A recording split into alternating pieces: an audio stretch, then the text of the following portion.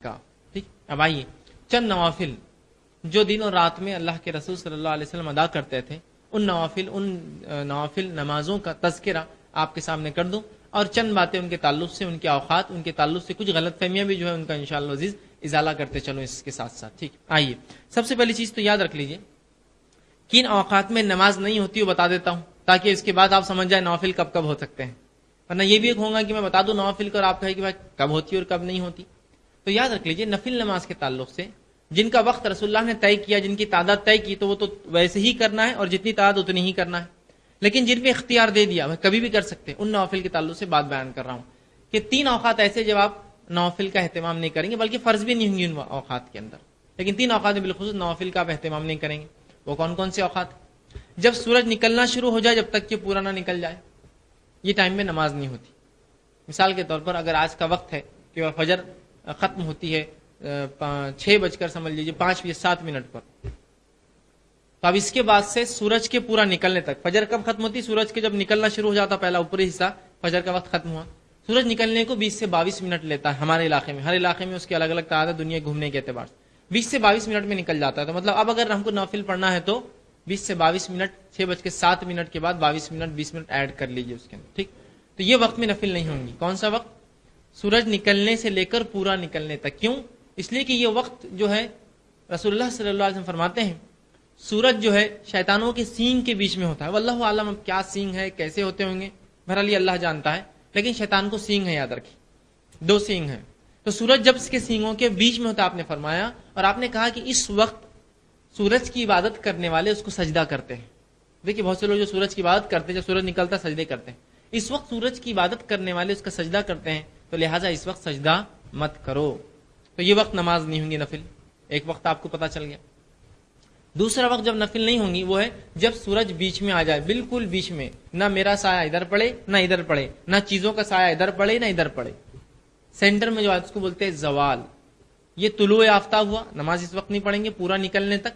یہ ہوا زوال، بیچ میں جب سورج آتا ہے نہ چھاؤں ادھر پڑتی ہے نہ ادھر پڑتی. یہ روز وقت بدلتا ہے، یاد رکھیے. ہمارے علاقے میں یہ 11:35 سے لے کر 12:35 تک چلتا ہے. مطلب سردی اور گرمی کے حساب سے اس کا ٹائم بدلتا ہے، روز الگ الگ ہوتا ہے. تو یہ وقت آپ نے، اور یہ بہت کم وقت ہوتا ہے، مطلب یہ کوئی 1-2 گھنٹہ نہیں لگتا ہے، بمشکل یہ 3 یا 4 منٹ لیتا ہے. بس سورج 4 منٹ میں جھک جاتا ہے اور چھاؤں ادھر یا ادھر پڑنا شروع ہو جاتی ہے. ٹھیک. تو اس وقت آپ جو ہے نماز نہیں پڑھیں گے. ٹھیک. یہ دوسرا وقت ہوا. تیسرا وقت سورج جب غروب ہونا شروع ہو جائے، جب تک پورا غروب نہ ہو جائے، اور سورج غروب جب ہونا شروع ہوتا ہے تو تقریباً 20 منٹ لیتا ہے پورا غروب ہونے کے لیے. اور ہر علاقے میں اس کی تعداد بدلتی جائیں گی غروب ہونے کے اعتبار سے. تو اگر ڈوبنا شروع ہو جائے، آپ نے دیکھ لیا سورج ڈوب رہا، تو اب نماز نہیں ہوگی کب تک؟ پورا ڈوبنے تک. اب بس یہ 3 اوقات ہے جب آپ نوافل کا اہتمام نہیں کریں گے. ٹھیک. نوافل کا اہتمام نہیں کریں گے. اس میں مستثنا صرف ایک جگہ ہے، وہ ہے حرم.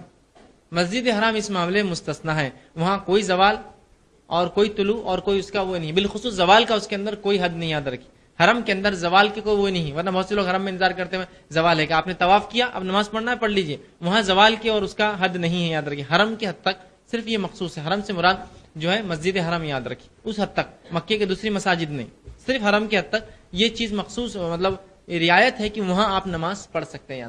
لیکن عام حالات میں آپ نہیں، اس لیے کہ حرم میں کوئی خدشہ نہیں ہے کہ آپ اللہ کے علاوہ کسی اور کی بات کرنے کا شک بھی ہو، تو وہاں خدشہ نہیں ہے. لیکن دوسرے علاقوں میں ڈر ہے، دوسرے علاقوں میں ڈر ہے حرم. ٹھیک. حرم کو چھوڑ کر. ٹھیک. تو حرم کے اندر یہ معاملات ویسے نہیں ہیں جیسے عام اس میں معاملات ہوتے ہیں. ٹھیک. اب کون کون سے ایسے اعمال ہے جو اب ہم کو کرنا ہے نوافل کے اندر؟ انشاءاللہ ایک کے بعد ایک میں آپ کے سامنے کچھ اعمال جو ہے رکھنے کی کوشش کروں گا. ٹھیک ہے.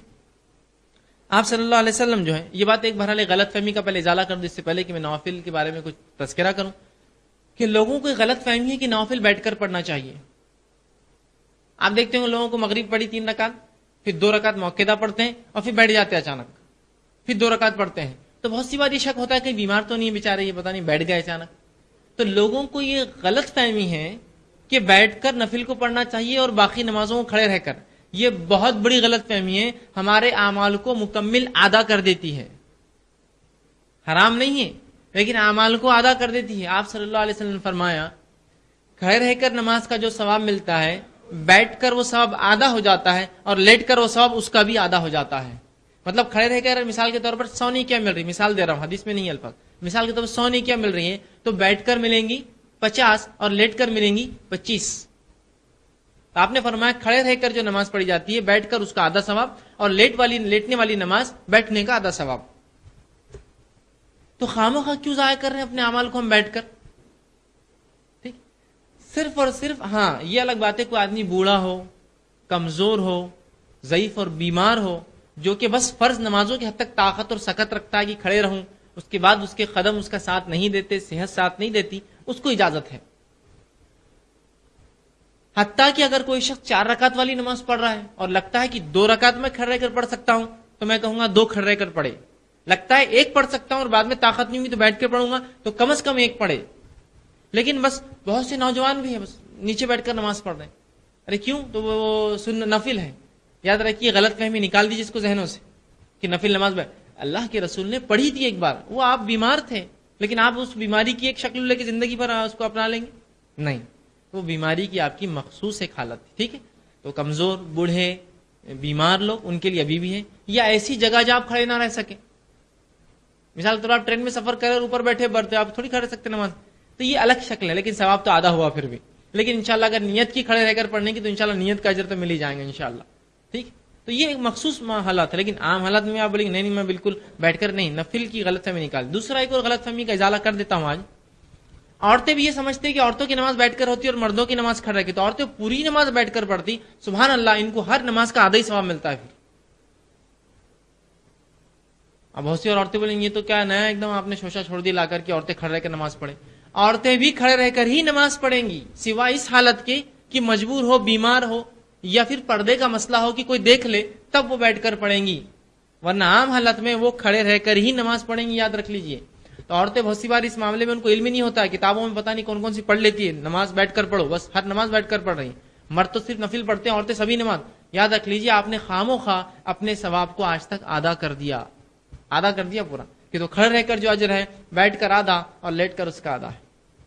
تو عورتیں بھی کھڑے رہ کر پڑھے، سوائے مخصوص حالت کے، مجبوری میں، یا ڈر ہو کوئی دیکھ لے، یا بیمار ہو، یا کوئی اور مسئلہ ہو، یاد رکھیں.